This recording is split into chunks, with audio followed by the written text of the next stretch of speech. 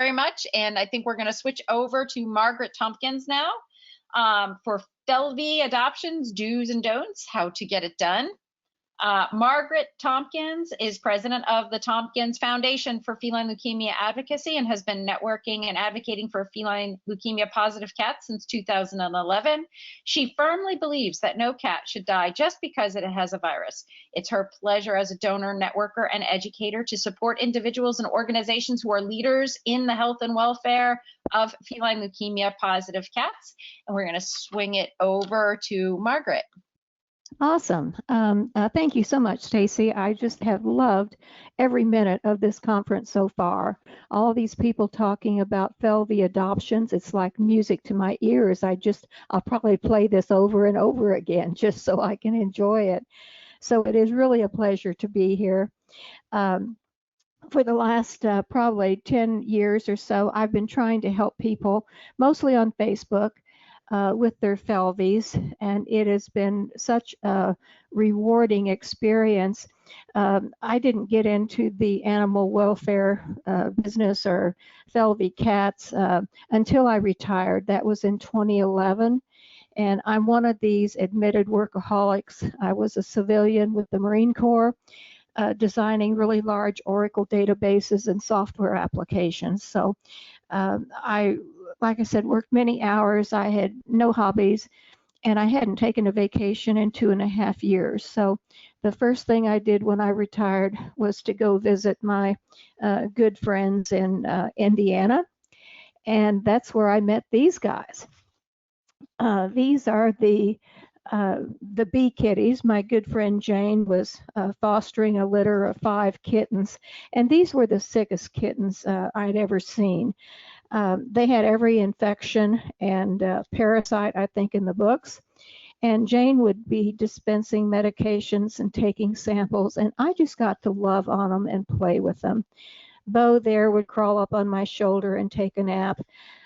Those of you that are familiar with Best Friends Animal Society in Kanab, Utah, and the FeLV cats that live in Kalmar, you'll recognize Bo and Barney.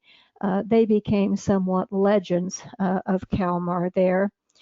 And when Jane had gotten all these kittens nursed back to health, she had taken them back to the shelter to be spayed and neutered, and that's when all 5 tested positive for FeLV.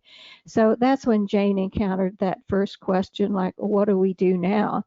Now, this was back in 2011, and so she found placement for them at Best Friends, and then the issue became, how do I get these 5 kitties from Nashville, Indiana to Kanab, Utah? So this was my first FeLV donation. And looking back on it, it was a rather modest donation, but to me, it was a significant amount of money at the time. But that was my first FeLV donation. It certainly got me involved. And then through the years, we got to make trips out to Kanab to visit Bo and Barney, and we spent many wonderful afternoons visiting with these cats. I ended up buying a house out there and lived out there for 3 years, so I really got to enjoy Bo and his friends that lived there at Kalmar. After I'd returned from Indiana on my trip, I got connected with the local shelter, and I really was getting into this volunteer role. I was donated money. I helped with adoption events, hundreds of hours of my time, sewed kitty blankets, did everything I could to help out.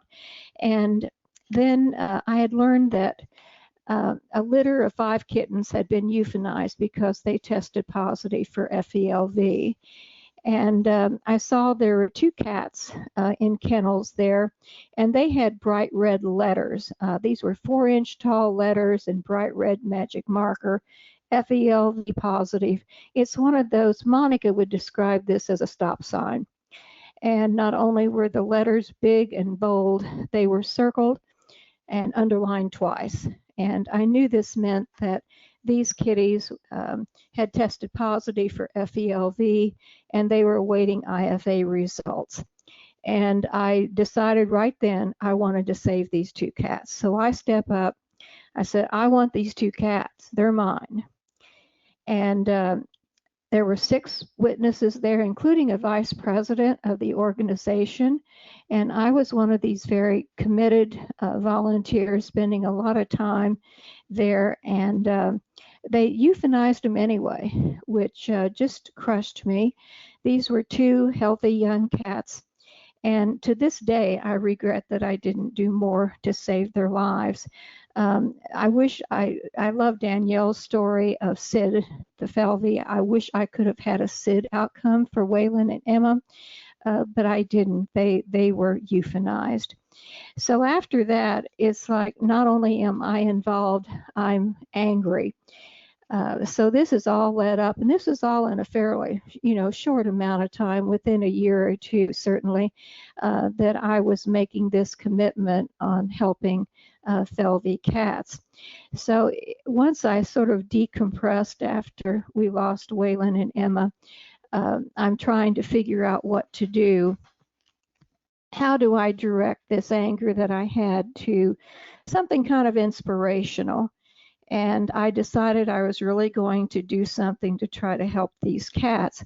I'd already found Help Humane, which is a small shelter close to where I live, and they have a sort of a sanctuary out in the country for Felvie cats, and that's where I'd planned on taking Waylon and Emma, but I didn't get the opportunity to do that. So I thought, I'm going to go out on Facebook and I'll start a group and I'll advocate for these cats. Now, at the time, I had like 10 Facebook friends, and this was mostly like my sisters and close family. I was not a Facebook user, so this was getting me out of my comfort zone. And I went out there and I Googled FeLV, and I came up with several groups out there that were dedicated to Felvie cats. One is this group called Owners of FeLV Positive, FIV Positive Cats. And I thought, okay, I don't need to start a group. There's already one out here. So I joined it. I started reading all the posts. I really started reading everything I could about FeLV and became knowledgeable. I spent all the time that I had been a workaholic designing databases. I spent an equal amount of time trying to become knowledgeable in FeLV. And along the way, I ended up helping other people, others that hadn't learned quite as much as I had at that point in time, and also started making some donations. And as time went on, the donations got bigger, and I got more and more involved. And at some point along the way, I think I made this legacy commitment that I don't have kids, so where do you leave your money to? Not that I have a great deal of it, but I decided that I was going to make sure that shelters and organizations that were helping FeLV cats got what little money I had. And what I found is that I loved making these donations. And one thing about capital campaigns, and there were 2 big ones at the time, Brown County Humane Society and Kansas City Pet Project, were both building new shelter facilities. And one nice thing about capital campaigns, when you give them a lot of money, they let you name things. So here on the left, you see the Brown County Humane Society. That's their community cat room. And you'll notice up above, they have pictures of Barney and Bernice, 2 of the original bee kittens. And so that room was dedicated to them. And over on the right there, you see the Kansas City Pet Project. That's the front of their building. That's the catio. If you saw Dr. Kennedy's presentation this morning, they had her kitty cat there that was loving that sunny area there in the catio that faces front. This is the best room in the house, is that community cat room. And that was donated in memory of Waylon and Emma. Now, all of us, I think, that have gotten involved with FeLV cats, and what I face all the time is generally people coming up with their first FeLV cat. They don't know what to do, so there's that moment of panic. And you really, where do you start? That's the big question. And first thing I tell people is to take a deep breath, that they're not the first person to encounter a FeLV cat, and that there's people there to help them. And I always point people to Maddie's Fund. There's a wealth of information out there. If you want to start learning about FeLV, I just went out there preparing for this presentation and Googled it, and there was like 257 results. So that's going to keep you busy for a while. And one of those is an article helping you help FeLV cats. It came out of Austin Pets Alive, and it's posted out there on the Maddie's website. And I've got the direct link there, so you can click on that if you download the slides. We're going to cover a lot of information that they have there. It's all about how you can use social media to help get your cat adopted. They've got some nice examples there that you can look at, and some real helpful information on getting your kitty adopted. One group I want to point out is that owners group of FeLV FIV cats Facebook group. It's excellent. There's a lot of knowledgeable people there. The administrators of that group are excellent. They have group experts. So whether you're a real expert or you're a total novice, it's a great place to go. You can ask questions and you'll get answers from knowledgeable people. You'll also get a variety of opinions. As sometimes we've said that you can, there's different ideas on how to approach things. That's my email address there. I put that up there if you want to contact me and talk about helping to adopt a FeLV cat. That's your go-to place. Be happy to work with you on that.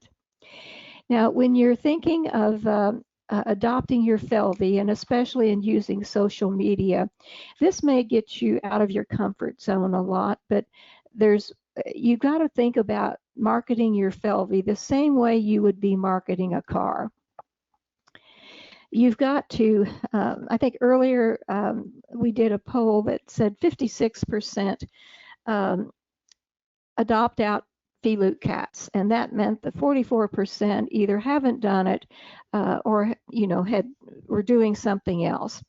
So there's 56% are adopting out FeLV cats, and probably a lot of those are getting adopted on social media. And Shawnee shared with us with that poll that there 50% were having success in adopting their FeLVs, and that meant 50% either hadn't tried it or were not being successful. And I see a lot of things on social media that are very successful, and then I see a lot of things that aren't. So we'll be covering that. But think about how you would market a car. The first thing you're going to do is to identify the terms of the car deal and the buyer. In this case, it's an adopter. Now, about the only restriction you're looking for the FeLV is that it needs to go to a home where it's the only cat, or to a home that has just other FeLVs. So that's the only restriction really that you have in finding a home for your FeLV. The one question you should be asking is, do you have a cat? And if the answer is no, then that's a candidate for an adoption for the FeLV cat.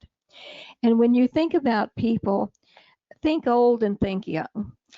There's elderly people that may not want a 20-year commitment for a cat, but yeah, maybe a cat that has a shorter life is just exactly what they're looking for. And I also find that young people, maybe that are fear of commitment or don't know where they're going to be in 20 years, they may want a cat that actually has a potential of a shorter lifespan.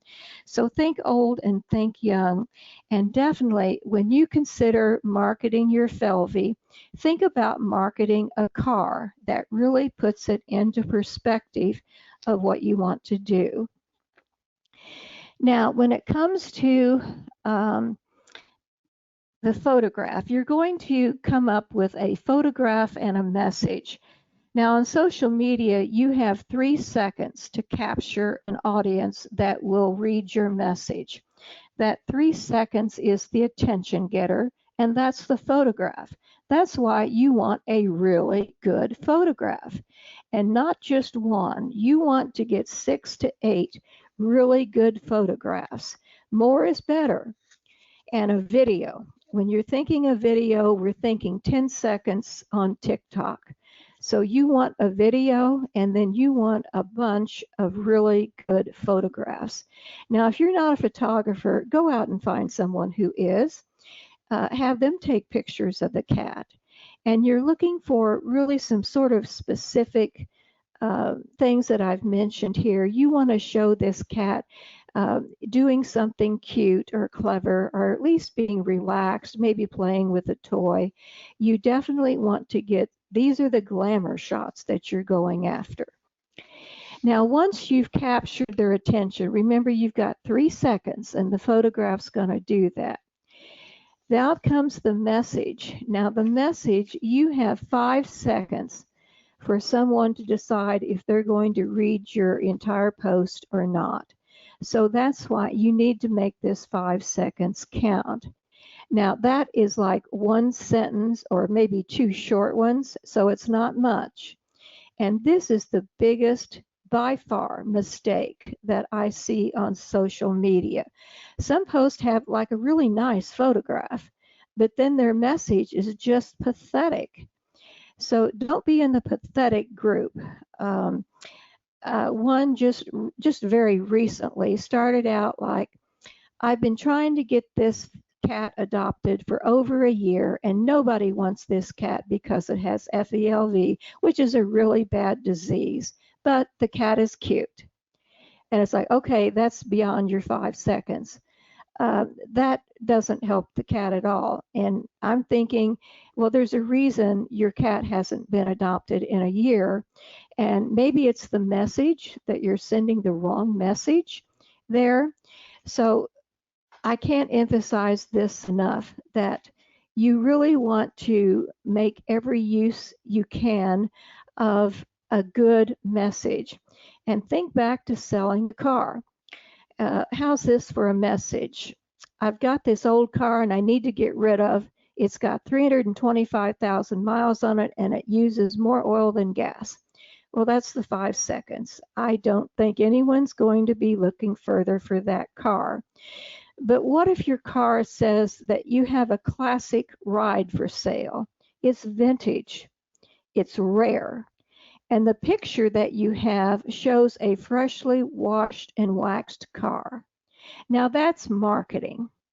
You want to put your best foot forward, or for your Felvie, the best paw forward. Want you to identify at least 6 things that make your Felvie a great cat.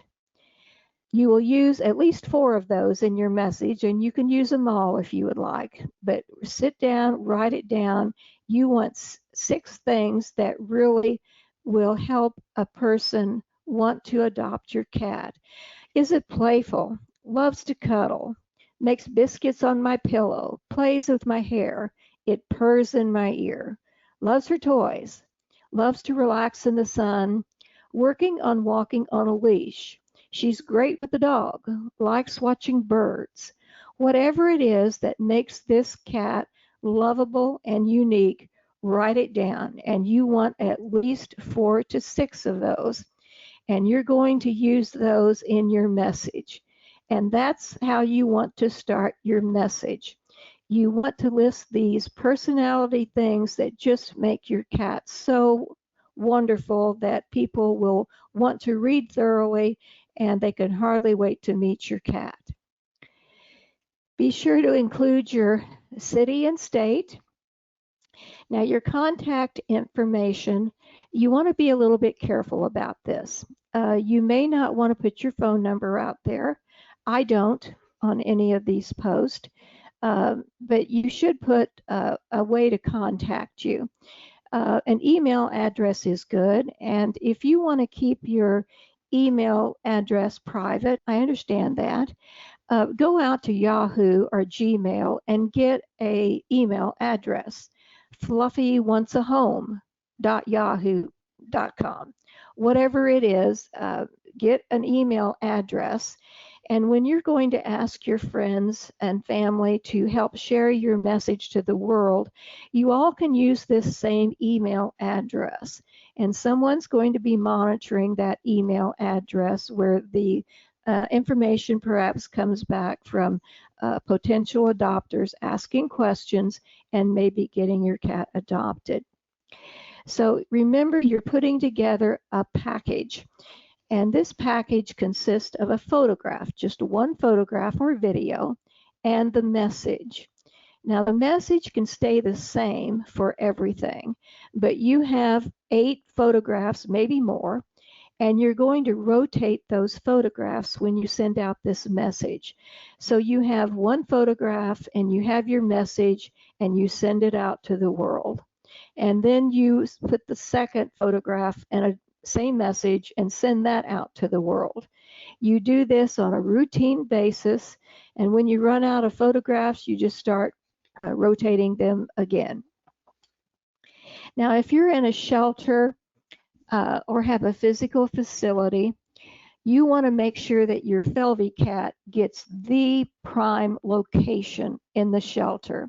And several of you have mentioned this already. You want your FeLV to get the best room in the house or the best kennel in the house, regardless of the situation that you've got. You want that cat to be at eye level, where the cat, first thing that the public will see is this cat. And right next to your FeLV cat, you can put your senior cats, your cats that maybe have some other issues, the 3-legged, 1-eyed cat, all of your special needs cats, put them right up front. And you worry about or the placement. Think about big box stores in the grocery store. When they have merchandise that they want to get rid of or to promote, they put it on end caps where the heavy traffic areas are. So take a sort of a message from them, and that's where you want to put your FeLV cat, where it gets seen by everyone that comes through your shelter. Now, the signage is also important, and several people have mentioned this. When Dr. Kennedy had a great slide this morning where you had messages about staff only, use gloves, you know, there's a padlock on the door. Get rid of all that nonsense. It just really is, it's very negative, and it's not going to help your FeLV find a home. What you do want is some very positive signage. And again, this is where you want to put those endearing qualities that make this cat so totally adoptable. It loves to play with its toys. It loves to be brushed, whatever it is. These are the positive personality things that you want to put on your signage. Many places I know don't even put that the cat is FeLV positive on that kennel card. They wait until they talk to an adopter to share it.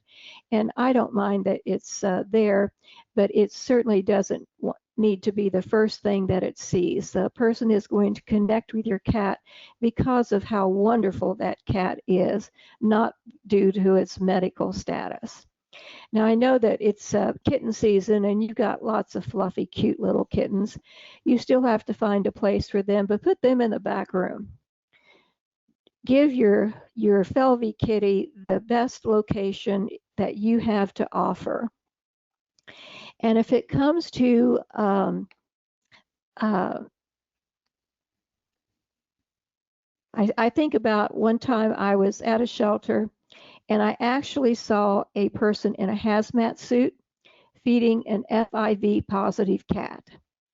And at one time I had done some statistical analysis on environmental data for the EPA.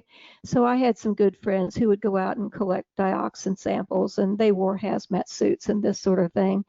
But the lady had the gown on, she had surgical gloves on, but that was it. Her forearms were exposed, so if there had been any contamination, she would not have been protected. There was no bonnet on the hair, no face protection, no booties, which normally you'd be stepping in and out of bleach or something. So you want to just eliminate all those negative signs. They're not helpful, and certainly they're not going to get your cat adopted. Now, these are things that you want to do. You can tell an adopter that they are saving the life of this cat. Now, it's true that you could say that to every person that adopts a cat from your shelter or your rescue, because they are saving a life. I love to say it to the people that when they adopt a FeLV, that they are saving the life of that FeLV cat. Now you want to create an FeLV fact sheet, and I've done that for you. There's a handout there that comes with this presentation, so just download it. You can make a few copies of it, spread it around, laminate it so you have it close to where your FeLV cat is staying, and you can reach for it and start discussing FeLV at any point in time. It's good if you can make a list of FeLV-friendly vets in your area. And this is easy to do. You just call up the vet and ask them, tell them what you're doing, that you want to create this list of veterinarians in the area that are wanting to treat FeLV cats. And they're thinking, okay, income stream. So yes, they probably want to be on your list, and maybe there's a few that don't, so you don't include them. You can think about reduced or free adoption fees. One question that you do want to put into your application is, do you have a cat? And if the answer is no, then you already have a candidate here, perhaps to adopt your FeLV cat. Just remember that in any situation, you want to treat this as positive as possible. Now here is that fact sheet. I'm not going to spend much time on it. You can just download this and use it. This certainly contains the basic information about FeLV. And again, just download this and remember to laminate a copy. Now, I've been talking about sort of the do's and don'ts. There's one that's optional here. You can do some further testing on your FeLV cat. There's the quantitative PCR test, which is fairly new. And this test gives you an amount of the viral load that the FeLV is carrying. And they can be progressively infected or regressively infected. Now, this is by Baby Dill. Those of you that follow me maybe on Facebook have seen his pictures here. He's a kitty that was at Best Friends, and I never worried about the FeLV that he had, but then when he came down with calicivirus, that's when I got worried. And we got him adopted just in December, and he's still out in Kanab, staying with my best friend Julie, and he's living a wonderful life. Now this cat is really progressively infected with FeLV. He has a high viral load, and he's doing great. He is just like a normal cat. In fact, I think he is, I understand, watching this presentation today, unless he's napping, of course. And in the slides that you're seeing from Stacy there, you will see one that has a picture of Dill. But if you decide to do this test, and I say if, it's optional, it's expensive. It's like $80 or so. But if you decide to do it, then you need to share the results with adopters. You need to be transparent and honest in everything that you do. Now, let's talk social media.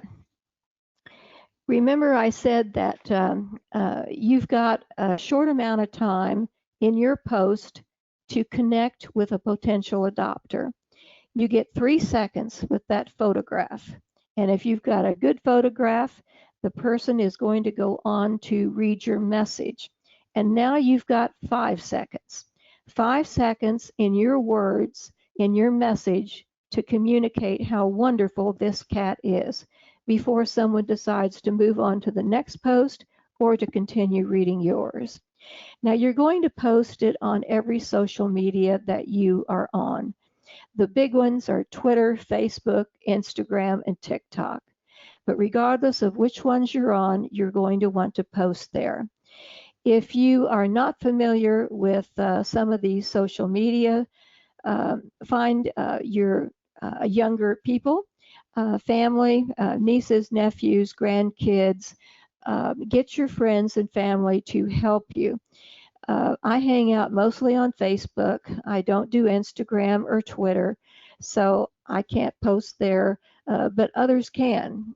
Find some younger people that like to post there, and you're going to ask all of your friends and family. If you have a church group, a canasta group, whatever it is, ask those people to help you. All they have to do is post your photograph and your message to their social media, share it around. And they're going to include that one email address. So you're all sending stuff out. It's going to come back to one spot, that findfluffyahome@yahoo.com. And that's going to be where you have to make sure that you follow up on anything that comes in. You want to post this a couple of times a week at different times of the day. And remember, you want to keep rotating the photographs and video that you have. You always want to respond to comments and notifications. And remember to include your contact information and your location. Now, I've mentioned some do's. There's some don'ts. Or excuse me, I'm sorry. We want to post here on Facebook. You can, once you have made a public post, you then can start sharing to groups that are on Facebook. And there's a couple that I would recommend here. One is FIV and FeLV Cats That Need Homes. And the other one is that owners group that I had mentioned earlier. This is an outstanding group. If anyone has a FeLV cat, they're probably on this group already. And they may see your post, and maybe they decide they want a roommate for their current Felvie. So they're going to see your post, and maybe they'll respond to it. Tracy Miller has been the longtime leader of this group. The administrators there are excellent. There's group experts. It's just an absolutely fabulous group and very active on Facebook. There's other Facebook groups you can Google and share there and respond to those as well. Feel free to tag me if you have a Facebook post, and I'll be happy to share that. Remember, I started with like 10 Facebook users. I've now got 4,500, and those are all animal welfare people and mostly cats. So it's a pretty dedicated group, and they're pretty responsive about sharing things that I post. So feel free to tag me, and I'll be happy to share it for you. Now, we've sort of mentioned social media, which may go all over the country or the world. You want to make sure you cover the local scene as well. So here you want to post to Craigslist, and there's lots of buy and sell, rant, rave groups that are always very local. Homeowners associations often have a group. So post that there to those groups as well. You can print off some flyers of one of your photographs and your message and hand it out to family and friends and have them posted in areas where they have cat people that might be interested. Certainly contact your local shelter. You may find that they'll take your Felvie cat or do perhaps a courtesy posting for you. Now, there are some don'ts. The adoption application or questions that you ask, I urge everyone in a shelter or a rescue to review your policies and your questions that you ask. For invasive questions, just get rid of those.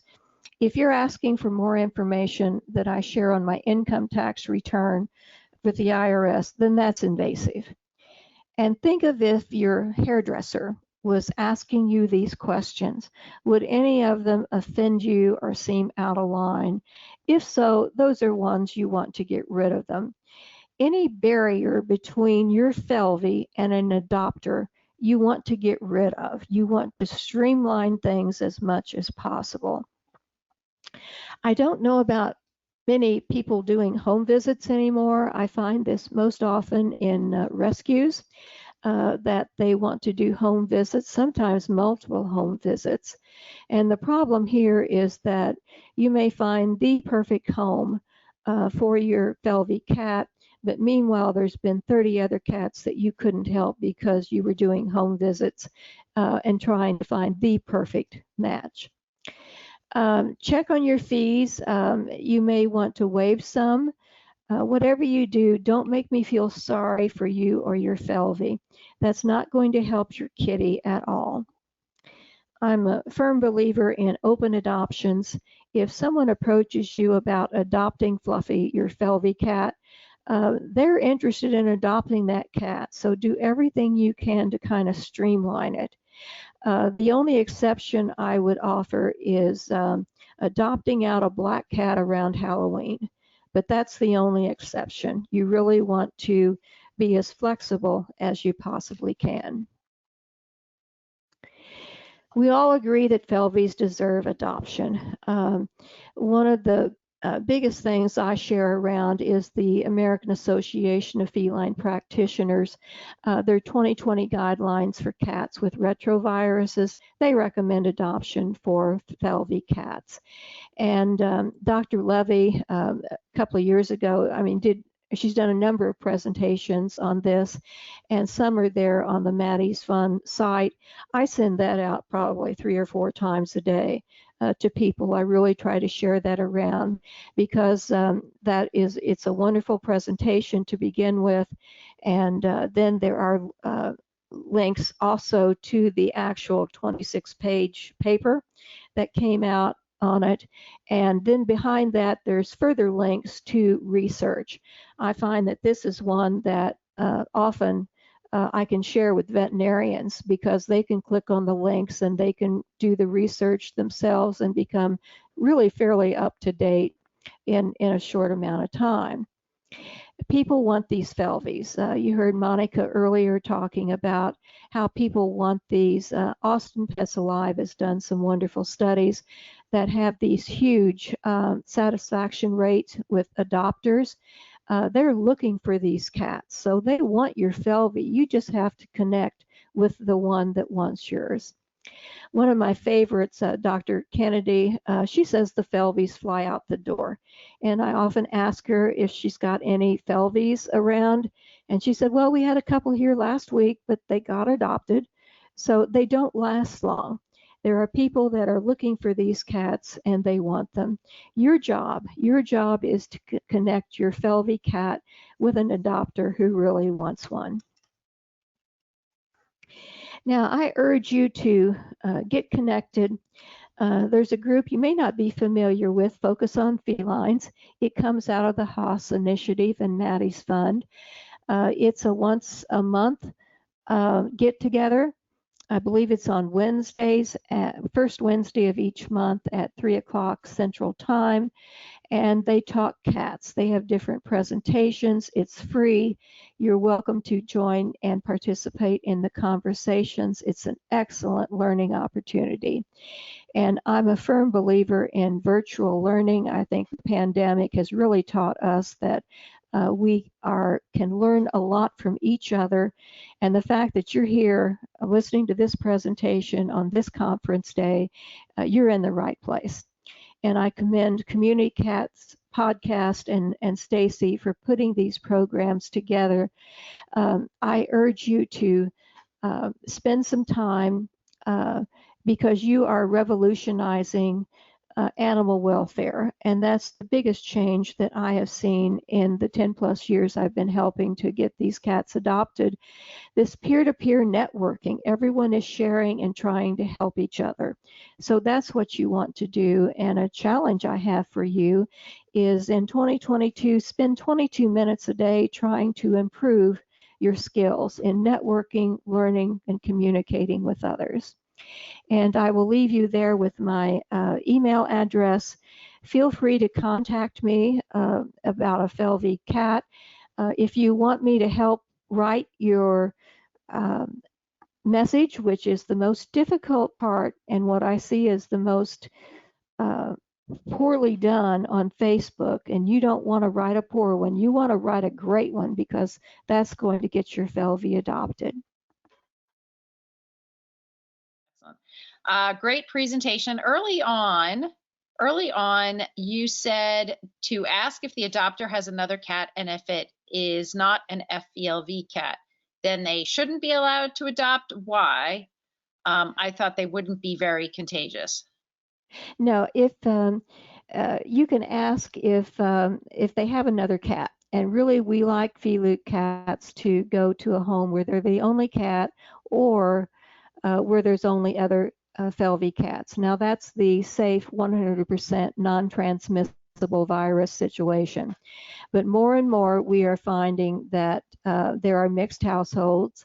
I consider it a personal decision.